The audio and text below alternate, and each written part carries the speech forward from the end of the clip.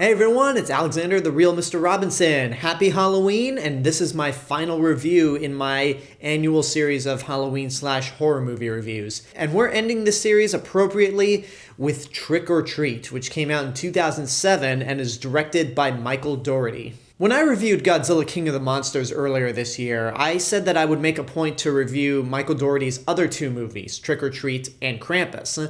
And since this is obviously Halloween, we're starting with Trick or Treat, and I'll save Krampus for December, around Christmas time.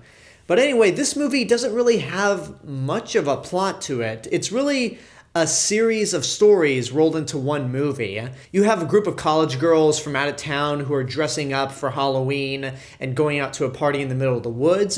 You have a father who takes Halloween very, very, very seriously with his son.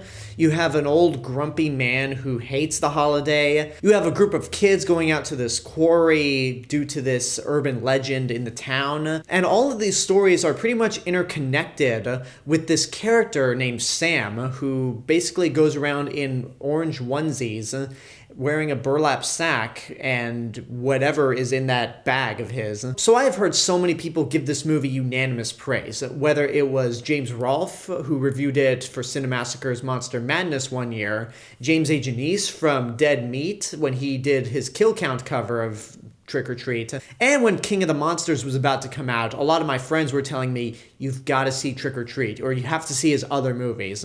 So I said, you know what?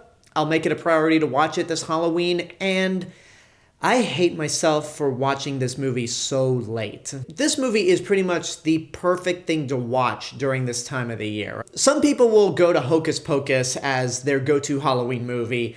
I don't get it. Some people will go to The Nightmare Before Christmas. I love that movie, but in terms of watching it on Halloween, I don't get it either. But with Trick or Treat, whenever people pick this as their go-to movie, I could definitely see that. This movie reminds me so much of Halloween 3 Season of the Witch, where that movie tried to be a completely different story from what the first two Halloween movies were. And while I think that's a good movie in its own right, Halloween 3 definitely had the disadvantage of following up Halloween 1 and 2. Trick or Treat is a standalone. It stands on its own, and I think it just allowed me to appreciate it a lot more. And you really couldn't make a more Halloween-themed movie than this. It's got this really strong orange glow throughout, much like how King of the Monsters had this strong blue glow throughout the entire movie. It's got jack-o'-lanterns everywhere, and it really does encompass everything about Halloween, whether it's the old Hallows Eve traditions, whether it's kids going out trick-or-treating, whether it's young adults going out and just slutting themselves up as possible, and I'm talking about both men and women, or whether it's people who are just psychotic and really do the most heinous and evil things during Halloween. To the point where this movie has some serious balls. I'd heard a lot about this movie going in, but I was not prepared for some of the things that this movie pulled. And with the plot involving Dylan Baker's character, he really goes to the extreme to the point where he's killing kids just to, I don't know, it's not really explained why. And that's another thing about this movie. It doesn't really explain a whole lot in what's going on. For example, one of the other plots in this movie involving the girls from out of town trying to get guys for a Halloween party, it turns out that all those women are werewolves in disguise and maybe vampires. And you don't really get an explanation for it. And it's funny, when I was watching this movie, I was making a joke about Anna Paquin because she's in this movie as one of the girls. Dylan Baker goes around town killing these women with fake vampire fangs, and he goes after Anna Paquin's character. And I joked saying, you gotta be careful, she's a vampire because of her True Blood fame. But then she injures Dylan Baker's character, takes him to the party where all the girls are about to transform into their true forms. And Anna Paquin starts to turn into a vampire herself. I'm like, well, I was just kidding. And with the subplot involving the trick-or-treaters and this urban legend about these kids in a school bus that fell off a quarry and got killed, it goes to a point where all the kids, except for one, get killed by the kids from that bus crash who are now zombies. And I just watched that entire sequence going, dude, they really went there, and this movie really does not pull any punches at all. And it's because of those elements, not pulling any punches and just having a shroud of mystery to the supernatural, It makes me love this movie. Now let's talk about the movie's most popular character, Sam.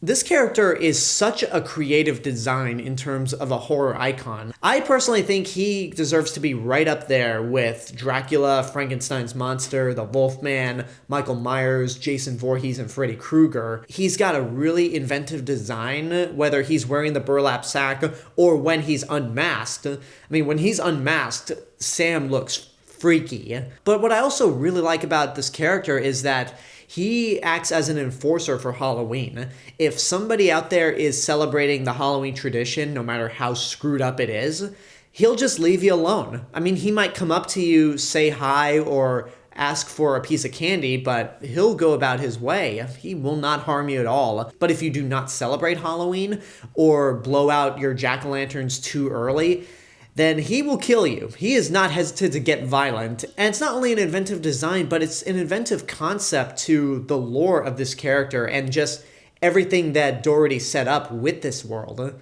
That's one of the things I really loved about Godzilla King of the Monsters. As flawed as that movie can be at points, the big highlights for me outside of the monster action was just the world building and how much detail went into building that world. This world isn't as explained in detail as with Godzilla King of the Monsters, but it's still a really fascinating lore, and I just love this movie. The only major problem I have with this movie is that I would feel weird watching it any other time of the year except Halloween. This is like with Nightmare Before Christmas. I just can't watch it at any other time of the year outside of the holiday that you're supposed to be watching it. But that's not really a problem with the movie itself, because the movie itself is just perfect. It is the perfect Halloween movie to watch, and I'm so glad I watched it now than later. So it's a cliche at this point. I've given this rating out so many times, but screw it. I'm my own boss. Get off your ass and go see it right now. If you're looking for a movie that truly encompasses everything that is Halloween, but will also deliver on some thrills and scares, then you can't do any better than Trick or Treat. This movie is everything that I wished Hocus Pocus was when I first sat down to watch it. Maybe a little toned down, but still.